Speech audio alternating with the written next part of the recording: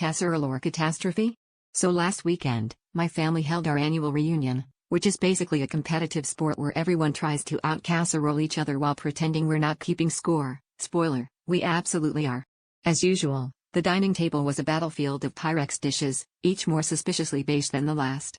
But right in the middle sat an unlabeled, slightly lumpy casserole cloaked in a layer of melted cheese that looked like it had seen things.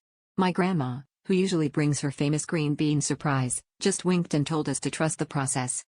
Naturally, we all became amateur detectives. Uncle Tim, channeling his inner Gordon Ramsay, dissected it with a serving spoon, declaring, "I spot tomato sauce, but is that frosting?" My cousin Jessie poked at a corner and unearthed what suspiciously resembled a rainbow sprinkle. We all took tentative forkfuls, and the consensus was confusion with a hint of nostalgia, like eating dinner at a daycare. The flavors were oddly familiar, but our brains refused to make the connection. The family launched into wild theories. Cousin Dan was convinced it was Grandma's attempt to appeal to Gen Z, while Aunt Linda suggested it was a deconstructed dessert lasagna. Grandma just sat there smiling like she was about to drop the world's most wholesome diss track.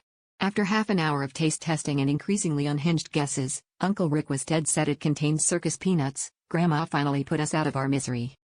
She explained, "Well, I saw a recipe online for a lasagna, but I didn't have noodles and thought, why not use what I had handy?" She revealed she'd layered strawberry Pop-Tarts in place of pasta sheets, with ricotta and tomato sauce in between. The room went silent before my dad finally broke the tension with, "So that's why it tasted like childhood trauma with a side of diabetes." Grandma just shrugged and said, "Guess you could call it a pop culture classic."